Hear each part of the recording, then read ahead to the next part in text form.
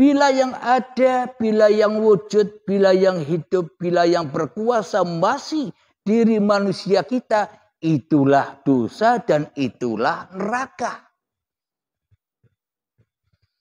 Namun bila di dalam hati kita sudah mempersembahkan semuanya, bahwa hidup dan badan, bahwa langit dan bumi dan diantaranya, maksudnya diantaranya itu apa? Seluruh aktivitas manusia kita sudah dipersembahkan bahwa semuanya itu inna sholati wa nusuki wa mahyaya wa mamati lillahi rabbil alamin. Bila bukan punya kita semua, maka lepaslah ikatan-ikatan itu dari kita. Maka itulah yang dimaksud surga. Ketika innal awliya'a, mohon maaf, ya ayyatuhan nafsul mutmainnah, wahai jiwa-jiwa yang tenang, irji'i ila rabbiki radiyatan mardiyah. Pulangkanlah hidup dan badanmu. Pulangkanlah seluruh amal-amalmu. Lilahkan dengan rela dan ridho kepada Tuhanmu. Maka Tuhanmu pun akan rela dan ridho kepadamu. Itulah yang membuat hati kita tenang, hati kita damai. Wadkhuli fi ibadi. Itulah sholat. Itulah ibadah. Itulah amal kebajikan di sisi Allah. Ketika kita sudah tidak bisa apa-apa. Meskipun kelihatannya kita bisa sholat. Meskipun kelihatannya kita bisa ibadah. Tapi di dalam jauh hati kita, semua itu bukan kekuasaan diri manusiaku. Itulah kenyataan dari la haula wa la quwata illa billah. Kalau sudah demikian, kalau manusianya sudah kembali kepada keadamannya, kembali kepada kematiannya, kembali kepada kegoibannya, maka nyatalah Allah, wadkhuli jannati. Masuklah manusia ke dalam surganya Allah. Adam dulu di surga, sekarang kembali ke surga lagi. Meskipun manusianya masih ada. Jadi beda prosesnya dengan orang-orang yang kedahuluan sakaratul maut. Sebelum mengenal Tuhannya beda proses saja. Kita prosesnya ketika sudah pulang kepada Allah dengan damai, dengan sukacita, dengan bahagia. Tapi mereka yang masih lalai dengan urusan-urusan dunia akan ketemu dengan baiatul akbar. Yakni dipaksa kembali dengan azab yang pedih, yakni syakaratul maut. Lalu bagaimana kebalikan dari keterbatasan tadi itu agar kita bisa menyaksikan tanpa batas, bisa meliputi alam semesta? Bila hati kita masih terikat, kita tidak akan tahu di dalam tembok itu ada apa, di dalam diri manusia itu ada apa. Di balik tembok itu ada apa? Tidak bisa tahu. Kenapa? Karena kita masih terikat dengan kemanusiaan. Masih mentuhankan diri kita di hati kita. Maka banyak sekat-sekat yang menghalang-halangi kita untuk menuju kembali kepada Allah. Jadi untuk menerobos alam tanpa batas, marilah kita belajar mengheningkan cipta dahulu agar kita bisa menghening-heningkan, memati-matikan, memalam-malamkan, mensunyi-sunyikan diri kita di hati kita agar cahaya kehidupan kita gelap, kembali gelap, maka datanglah hatta matla'il fajar, maka datanglah cahaya Sang Pencipta. Mengheningkan cipta, mulai bismillahirrahmanirrahim, 5 menit silakan.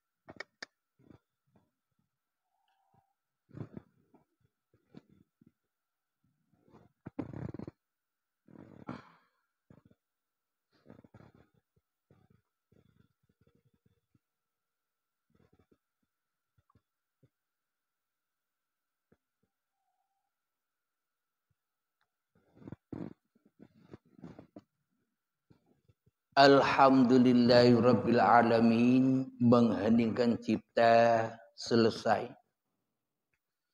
Mari kita buka lagi Al-Qur'annya di surat Ghafir ayat yang ke-46. Sebelum kita membahas alam tanpa batas,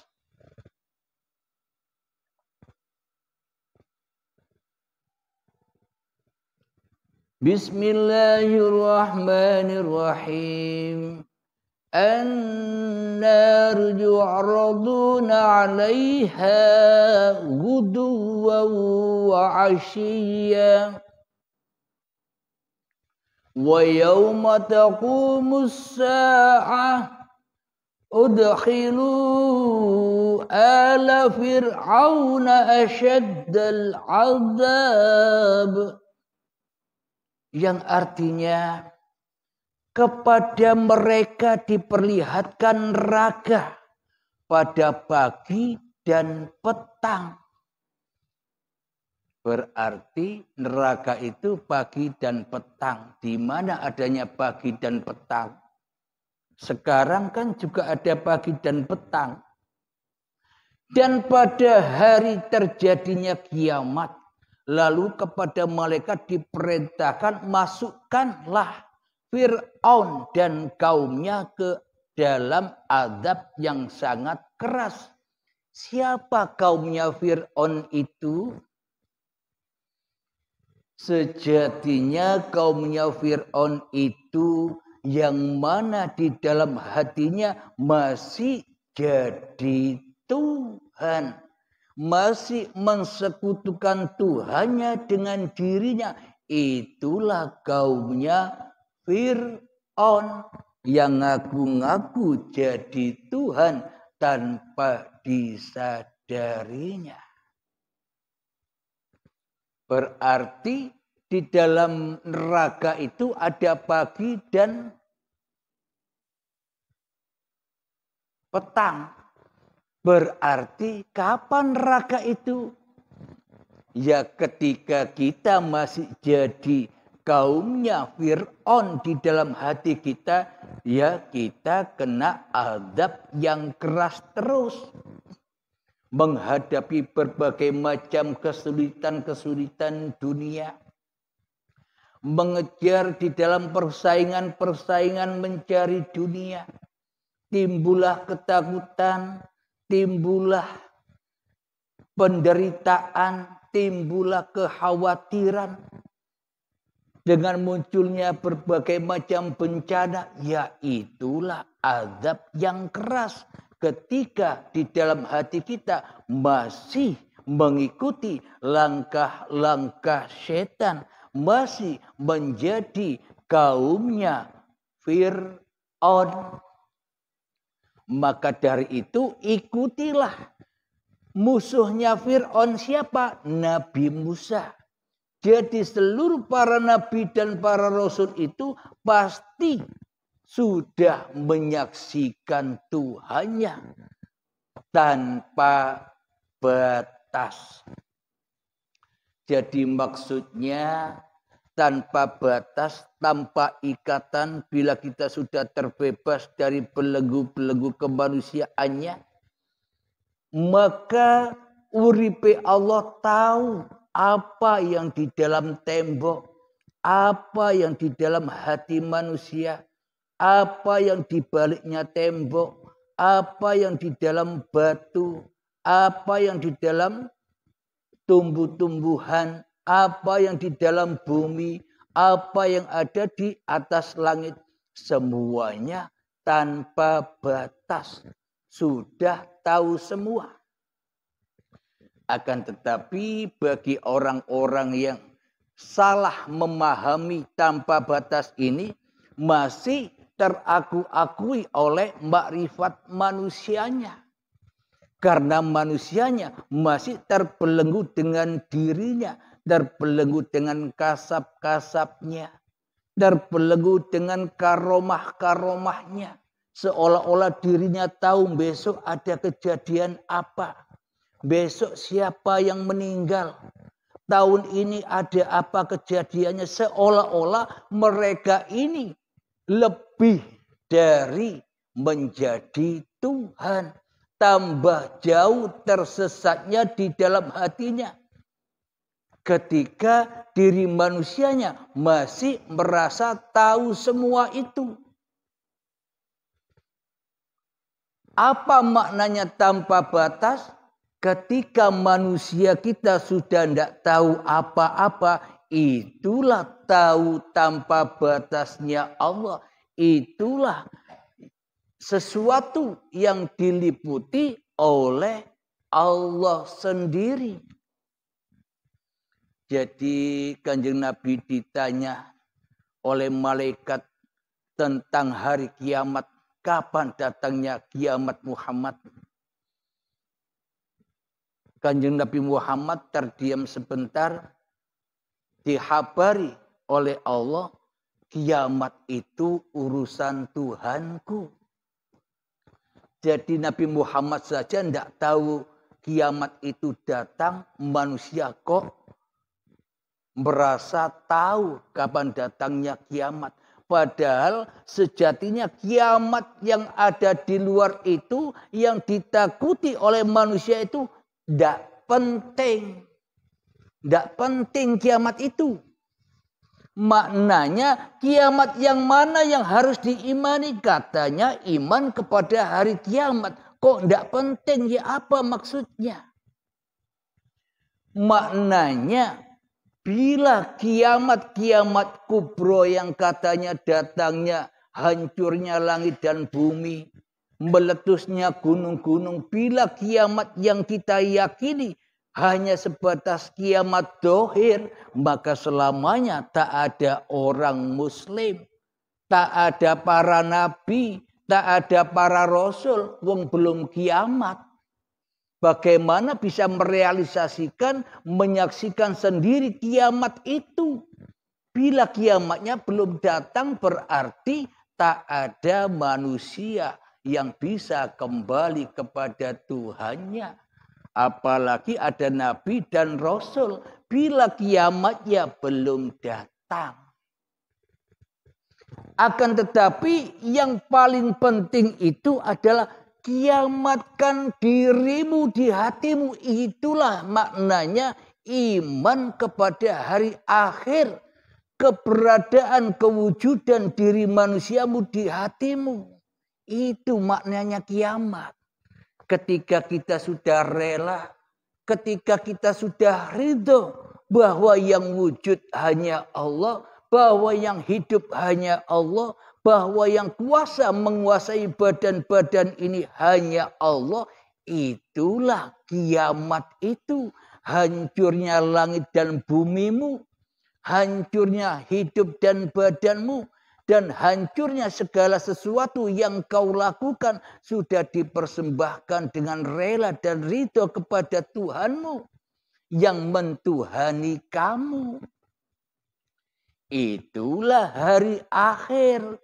Itulah hari kiamat yang wajib diimani. Ketika kita sudah menemukan kiamat yang demikian itu, maka muncullah hari kebangkitan. Ketika Tuhanmu telah menyatakan, kalau sudah hancur semua, siapa yang ngaku-ngaku jadi Tuhan? Maka bangkitlah, bangkit apanya? Bangkit kesadaran manusianya. Bangkit lillahi ta'alanya. Itulah alam tanpa batas. Jadi di surga pun ada siang dan petang. Kenapa? Karena hati manusia sudah kembali kepada Tuhannya. Ya Allah lah yang menjaga manusianya. Allah lah yang mencukupi manusianya. Allah lah yang memelihara manusianya. Allah lah yang mengasihi sayangi manusianya. Sehingga manusianya enjoy saja di dalam kehidupan ini. Kenapa? Karena Tuhan telah menguasaiku. Bukan manusianya yang menguasai Tuhan. Selama ini kan seolah-olah meskipun kita dikatakan sudah bertuhan, kita sudah mengaku-mengaku di dalam hati kita sebagai hamba Tuhan, tapi kenyataannya, aplikasinya seolah-olah kita yang jaga Tuhan. Kita mentuhani Tuhan di dalam hati kita selama ini. Apa buktinya? Kita merasa lebih wujud daripada wujudnya Tuhan. Berarti selama ini pas tidak dengan ajaran Islam yang kita peluk selama ini. Pelajaran di dalam Islam, untuk masuk agama Islam harus kenal Tuhan, yakni Allah Maha wujud, maha nyata. Selain Allah tak ada, tak nyata. Akan tetapi selama ini kitalah yang wujud, kitalah yang nyata, Allahnya tidak ada. Berarti kita selama ini salah Tuhan. Etok-etoke Islam. Tapi hatinya berada di neraka jahanam, tidak selamat hatinya kepada Tuhannya. Alhamdulillahirabbil alamin. Kita lanjutkan, tanpa batas itu ya apa maknanya? Tanpa batas itu ketika di dalam hati kita sudah diam sediam-diamnya. Apapun pergerakan ini, masukkanlah ke dalam dirimu. Saksikan bahwa hidup inilah Allah. Tapi jangan salah paham. Bukan kita yang jadi Allah. Kita hanya diam-diam wae. Manut trimo ing pandumi Gusti. Dilenggahno nggih. Didudukkan manut-manut wae. Diperdirikan oke, diperjalankan oke, dipersolatkan oke, diibadahkan oke. Tapi di dalam hati kita sudah tak ada pengharapan lagi tentang pahala dan surga. Kenapa? Karena bagaimana mungkin kita berharap pahala dan surga sementara kita sudah tidak bisa apa-apa. Bukan kita yang melakukan itu semua. Bila sudah bukan kita lagi yang menjadi Tuhan, maka hancur pula surga dan pahala itu. Yang ada hanya Allah. Kenikmatan yang teragung di dalam surga adalah ketika manusia sudah bisa menyaksikan Tuhannya. Maknanya apa? Apa ada dua? Ada manusia yang bisa menyaksikan Tuhan? Bukan begitu maknanya. Ketika diri manusiamu sudah tak ada lagi di hatimu, maka nyatalah Allah. Itulah yang dimaksud bersaksi. Siapa yang bersaksi? Yang bersaksi ya Allah sendiri, menyaksikan zatnya sendiri dan menyaksikan seluruh apapun yang diciptakan. menciptakannya. Itulah yang dimaksud tanpa batas. Kira-kira bila kita sudah di alam itu, masih adakah upaya-upaya diri kita? Masih berusahakah kita berbuat kebaikan, sholat, ibadah, dan sebagainya? Kalau memang kita sudah diambang tanpa batas, sudah bukan kuasa kita lagi semua itu. Sholat ya bukan sholat kita. Itulah yang dimaksud lillahi ta'ala. Agar kita bisa pulang kepada Allah. Jadi sholat-sholat 5 waktu, sholat tahajud, sholat duha, puasa, berzakat, haji. Semua itu tujuannya hanyalah untuk melatih hati kita. Supaya benar-benar mati. Kalau hati kita tidak mati, diri kita tidak mati. Kapan kita bisa pulang kepada lillah? Bila linapsi saja, bila semua ibadah itu di dalam genggaman kekuasaan diri manusia kita, maka semakin jadi Fir'aun kita. Tidak jadi kaumnya lagi, tapi jadi Fir'aunnya. Yang selalu mengaku menjadi penguasa di dalam hati kita. Alhamdulillahirabbil alamin.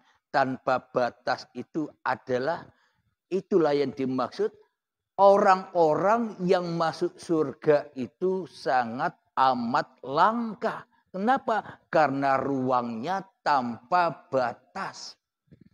Siapakah surga itu sesungguhnya?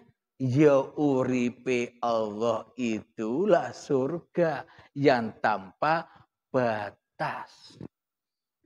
Kapan adanya? Besok apa sekarang? Ya ketika masih ada pagi dan petang. Ketika masih ada langit dan bumi. Ketika dirimu masih ada di dunia ini. Itu semua sudah berlaku. Tergantung dirimu. Kita selama ini berada di Allah gaib apa Allah nyata? Bila Allahnya, bila Tuhannya masih gaib, itu tandanya kita masih di dalam belenggu-belenggu dan keterbatasan. Tidak bisa pulang kepada Allah, umekar PDW di dalam hawa nafsunya dibakar terus. Jadi manusia-manusia yang sudah bisa melepaskan ikatan-ikatan belenggu kemanusiaannya, itulah yang terbang menuju Tuhannya. Itulah maha luas tanpa batas. Maknanya manusia sudah tidak tahu apa-apa loh ya. Bukan manusia yang selama ini kita saksikan sulap-sulap itu. Ada apa di belakang tembok tahu. Meskipun matanya ditutupi tahu. Contoh. Ketika kita dikasih kelebihan, kesaktian seperti itu.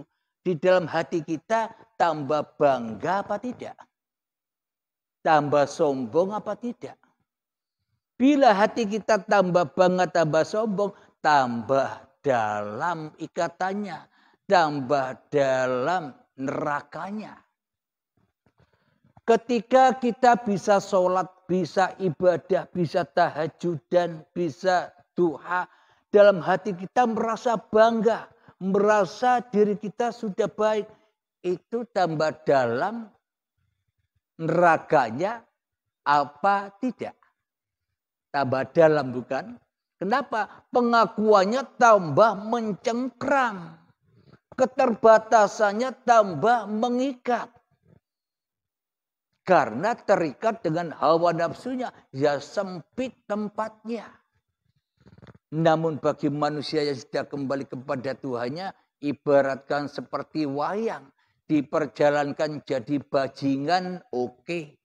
Diperjalankan menjadi lakon, oke. Kenapa? Karena bajingan dan lakon bukan perannya manusia lagi.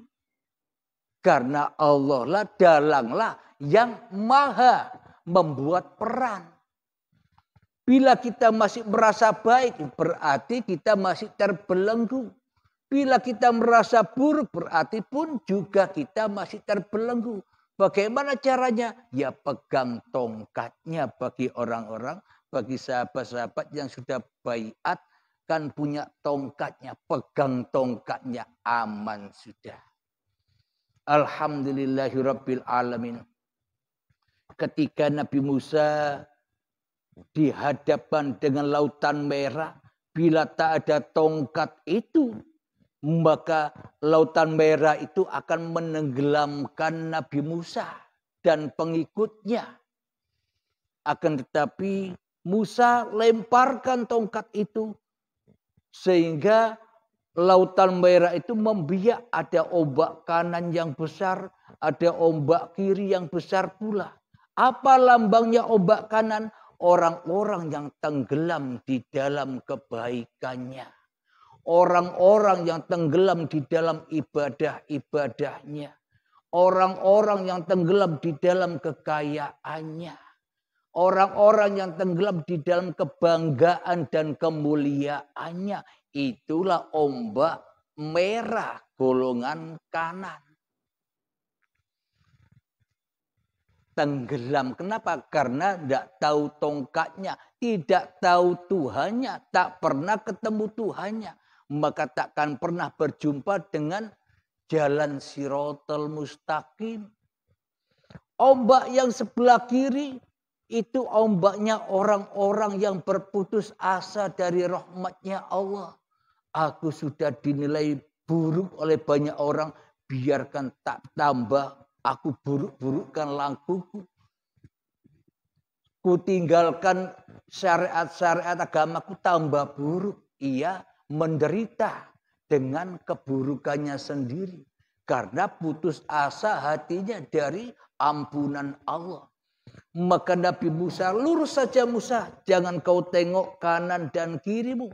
Itu semua akan menenggelamkanmu. Lurus saja, disitulah, di ujung situlah jalan rahmatku. Jadi kalau sudah punya tongkat, enjoy saja. Iya kan? Ada apapun di dalam pergolakan hati kita, enjoy saja. Kenapa? Karena bukan kita lagi yang melakukannya. Kalau diri kita yang merasa melakukannya, ya jangan lama-lama kembali pegang tongkatnya. Sehingga apapun pertanyaan-pertanyaan yang ada di dalam hati kita, sudah ada semua di tongkat itu jawabannya. Alhamdulillahirabbil alamin. Semoga saya khususnya dan semoga kita semua mudah dipahamkan oleh Allah, mendapatkan hidayah dan syafaat dari Allah. Amin, amin ya rabbal alamin. Sebelum kita akhiri pertemuan di malam ini, marilah kita bersama menggembahkan sholawat dolimin daf'ul bala. Allahumma salli ala sayyidina Muhammad wa asghili zalimin bil zalimin. Allahumma salli ala sayyidina Muhammad wa asghili zalimin bil zalimin wa ahrijna min bainihim salimin wa ala alihi wa sahbihi ajma'in. Alhamdulillahirabbil alamin. Allahumma ya qadiyal hajat, Allahumma ya mujibad da'wat, Allahumma ya rabi'ad darajat. Rabbana atina fid dunya hasanah wa fil akhirati hasanah wa qina adzabannar. Akhir kalam. Assalamualaikum warahmatullahi wabarakatuh.